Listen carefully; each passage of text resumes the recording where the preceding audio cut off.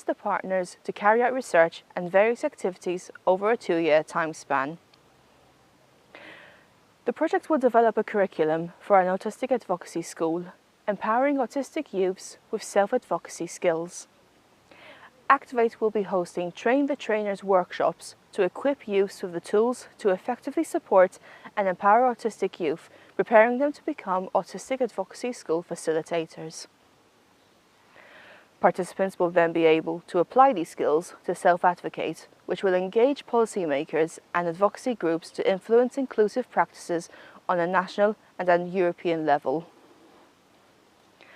The project will conclude with a final conference in Malta in 2026 and a digital advocacy campaign. Thank you, and we look forward to keeping you updated with the progress of our project Activate.